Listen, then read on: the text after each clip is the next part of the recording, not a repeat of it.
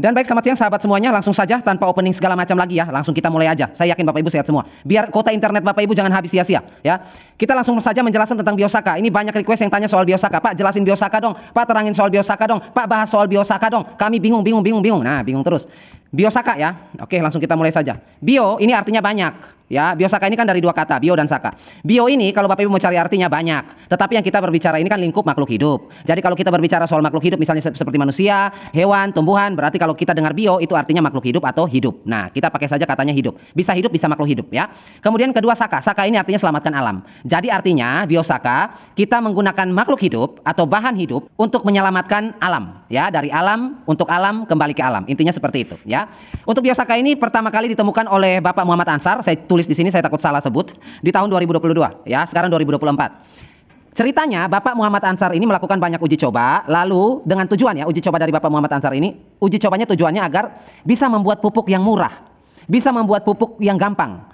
Tujuannya ini apa? Tujuannya berarti mulia. Ya, tujuan dari orang ini mulia. Dia coba pusing 7 keliling, racik sana, racik sini ya, untuk dengan harapan bisa membuat pupuk yang murah yang ada di sekitar kita, yang bisa dimanfaatkan oleh para petani Nusantara. Karena apa? Tentu saja karena pertimbangan pupuk langka, pertimbangan pupuk mahal. Nah, dari dua pertimbangan pupuk langka dan pupuk mahal ini, keluarlah air mata dari petani. Nangis-nangis petani, mahal sekali, susah sekali dapat. Makanya Bapak Muhammad Ansar ini dengan niat yang luhur ya, mulia, mencoba untuk menemukan yang namanya Biosaka ini. Dengan harapan nanti Biosaka ini jadi, dia bisa menggantikan pupuk yang dikeluhkan oleh para petani. Jadi kita dapat pupuk murah saja, gampang saja, gratis di alam ya. Tetapi harapan ini pun pupus ya. Harapan mulia, cita-cita mulia dari Bapak Ansar ini putus. Biosaka setelah diteliti ternyata dia bukan pupuk. Ya, karena bahan-bahan kandungan di dalam Biosaka tidak mencukupi kebutuhan tanaman. Ya, tidak sangat mencukupi kebutuhan tanaman. Misalnya gampang, tanaman butuh 10, yang dia siapkan misalnya 2 atau 1,5. Tidak mampu menunjang kebutuhan tanaman. Makanya dia tidak bisa dikatakan pupuk. Pupuslah harapan dari Bapak Muhammad Ansar capek-capek membuat Biosaka. Kemudian hasil dari penelitian itu, yang kedua adalah selain bukan pupuk, Biosaka ini bisa dijadikan elisitor. Nah, ini yang Bapak Ibu sering dengar ya. Elisitor. Jadi hasil lab atau hasil uji coba atau hasil penelitian mengatakan bahwa Biosaka bukan pupuk, Biosaka bukan pestisida juga, Biosaka itu elisitor. Nah, elisitor itu apa? Elisitor itu seperti ini. Saya catat ya, biar nanti penjelasan saya tidak keluar melenceng. Karena kalau saya tidak catat otak saya di sini, melencengnya bisa kemana-mana ya. Biar saya tetap berada pada koridor. Elisitor itu adalah zat atau enzim ya, yang dihasilkan oleh makhluk hidup. Kalau misalnya pengertian yang saya buat ini salah nanti atau kurang tepat nanti dikoreksi ya. Ini menurut saya saja. Elisitor itu adalah zat atau enzim yang dihasilkan oleh makhluk hidup untuk menyerang atau mempertahankan diri. Perhatikan kata-kata itu ya. Enzim yang dihasilkan oleh makhluk hidup, dalam hal ini makhluk hidup bisa berupa tumbuhan atau hewan ya.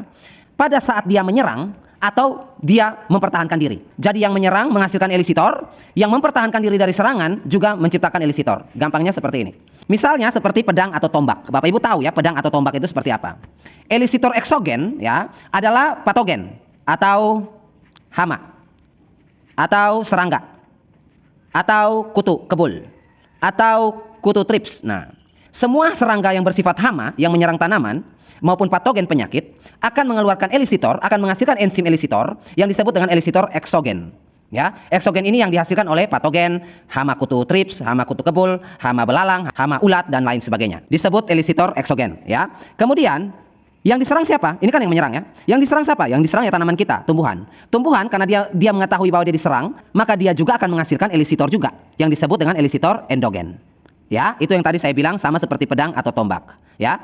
Patogen atau serangga hama menggunakan pedang untuk membunuh tanaman. Tetapi tanaman ini juga menggunakan pedang untuk melawan hamanya. Seperti orang kalau berperang itu, ya. Orang kalau berperang, dua orang mau bertempur ini di medan perang, satu pegang pedang, yang satu juga pegang pedang.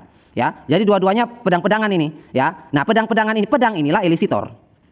Nah, pedang ini adalah elisitor, ya, yang dihasilkan atau yang dibutuhkan oleh si penyerang maupun yang diserang. Nah, seperti itu ya, sudah paham ya. Dan dua-duanya bisa punya pedang, dua-duanya juga punya elisitor, ya. Tergantung dari situasi atau kondisi. Misalnya si hama ini mau menyerang daun cabai, ya dia harus menghasilkan elisitor pada saat dia menyentuh daun cabai itu. Ya, dia menyuntikkan elisitor atau enzim atau zat racun tadi yang bersifat toksin. Kemudian setelah tanaman ini merasa bahwa saya sedang diracuni nih, dia juga mengeluarkan racun yang sama untuk melawan racun dari serangga. Sama seperti ini. Dia keluarkan pedang, si tanaman kita juga keluarkan pedang. Pedang-pedangan lah di situ, ya. Siapa yang elisitornya paling kuat ya, di situlah yang menang. Seperti itu ya. Nah, dari penjelasan sederhana ini Bapak Ibu sudah ada bayangan ya. Secara umum, maka elisitor adalah zat kimia beracun. Ya, elisitor itu adalah zat kimia beracun. Ya, berarti Biosaka kalau elisitor berarti dia adalah zat kimia beracun, ya. Zat kimia beracun yang dikeluarkan oleh hewan atau patogen. Patogen ini konotasinya nanti ke mikroorganisme, ya. Hewan seperti kutu, ya, atau patogen untuk menyerang tanaman. Jadi dia mengeluarkan racun kimia atau zat kimia yang kita sebut tadi dengan elisitor eksogen tadi, si hama ini. Kemudian begitu dia semprotkan atau suntikan pada tanaman, tanaman merasa bahwa dia terancam, dia dikenai bahan beracun, dia mempertahankan dirinya dengan menghasilkan juga enzim elisitor endogen tadi, ya. Jadi itu sifat mempertahankan diri dari si tanaman. Nah, kalau kita berbicara soal elisitor ini, elisitor ini akan tercipta kalau ada rangsangan. Seperti itu, kalau ada sentuhan, ya. Bapak Ibu, ini deh gampangnya. Bapak Ibu pernah lihat pohon putri malu? Pernah, ya? Pernah lihat, ya? Putri malu ini memiliki enzim, ya. Memiliki enzim yang bisa disebut elisitor tadi. Elisitor pada putri malu ini tidak akan diaktifkan selama dia tidak mendapatkan rangsangan.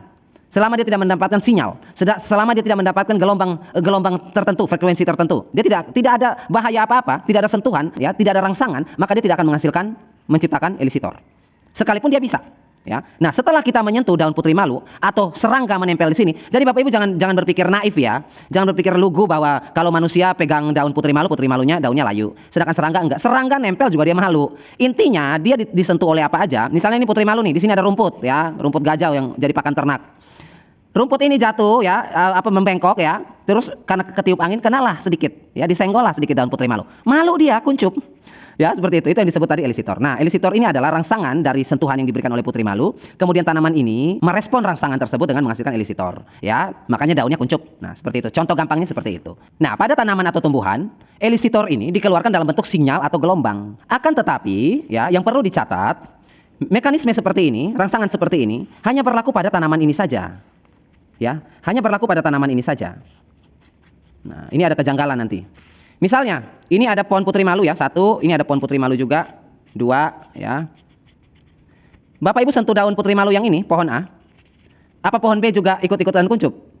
Kan enggak, ya. Yang mana daun yang disentuh? Disinilah yang kuncup. Ya kan?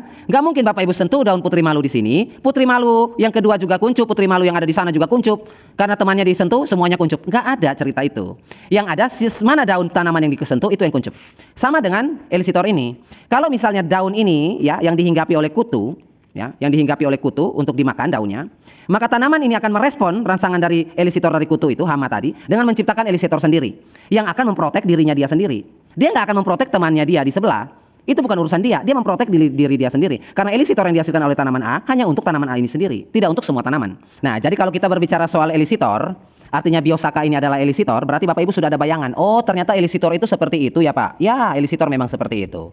Nah, sekarang kita kalau mau tinjau lagi, kita kaji lagi. Kalau Bapak Ibu ini saya rasa sudah paham, ya. Harus paham, ya. Segampang itu masa nggak paham juga. Jadi elisitor itu seperti itu, ya. Intinya gini gampangnya. Elisitor itu adalah zat atau enzim beracun, tanda kutip, ya, beracun, yang bisa dihasilkan oleh tanaman, bisa dihasilkan juga oleh hama. Jadi ketika hama mau menyerang daun, dia akan menghasilkan elisitor untuk melumpuhkan daun. Daun ini juga akan menciptakan elisitor sendiri untuk melawan si hama. Jadi sifat protek, ya, seperti itu, ya. Sudah mulai paham, ya, elisitor itu apa. Nah, sekarang kita masuk ke pembelajaran berikutnya. Hubungannya apa dengan biosaka yang dibuat oleh Bapak Muhammad Ansar? Nah, ini kita mulai masuk pada realita nih, ya. Kita terang-terangan di sini, agak keras nih di sini, ya. Yang dilakukan oleh Bapak Ansar adalah meremas daun. Nah, ini mungkin yang Bapak Ibu tunggu-tunggu, ya. Nah, kami suka tuh kalau sisi lain tumbuhan udah mulai marah-marah gitu, kami udah mulai suka, ya. Bukan sisi lain tumbuhan kalau nggak marah-marah, ya. Mulai mengumpulkan tanaman, daun-daunan, pucuk-pucukan segala macam di dalam satu wadah yang diisi air, lalu mulai diremas, ya. Nggak mau pakai blender orang ini, ya. Blender mix nggak dipakai dia, diremas, ya. Diperes kayak pakaian.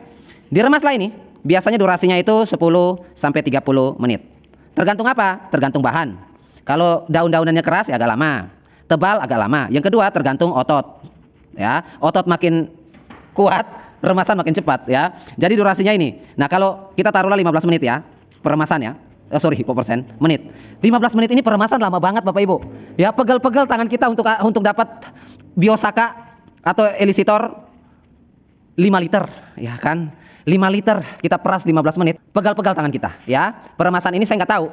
Padahal kalau mau ekstraksi kan harusnya nggak diremas ini, ya. Di blender aja juga bisa, ya. Kemudian ditumbuk halus itu juga bisa untuk mendapatkan ekstraknya. Ya, ekstraksi kan seperti itu juga. Tidak hanya dengan peremasan saja seperti itu, ya. Bisa gini, ya.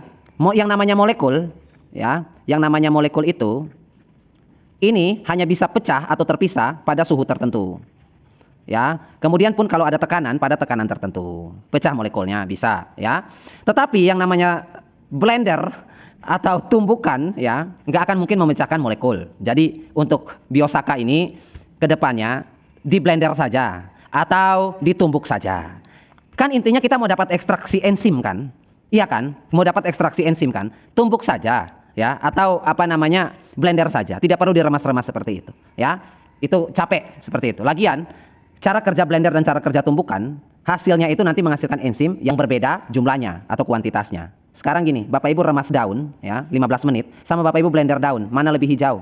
Mana lebih hancur? Seperti itu. Mana? Ya, mana lebih hancur? Ya pasti blender, seperti itu. Fisik dari daun itu saja yang hancur lebur, tetapi kandungan di dalamnya tidak akan hancur. Seperti yang saya bilang tadi, kecuali dalam suhu berapa derajat, ya suhu-suhu tertentu, ya, baru vitamin, protein, unsur, molekul, ya, enzim dan lain sebagainya bisa pecah atau bisa rusak. Tetapi sejauh ini untuk kita mengekstraksi sebuah bahan organik seperti tumbuhan mentah atau tumbuhan hidup atau buah dengan blender atau tumbuk halus saja itu tidak akan merusak apapun, ya. Jadi lain kali blender saja. Itu yang pertama, ya. Yang kedua, yang perlu diperhatikan adalah, ya, atau catatan, ya, untuk Bapak Muhammad Ansar, ya.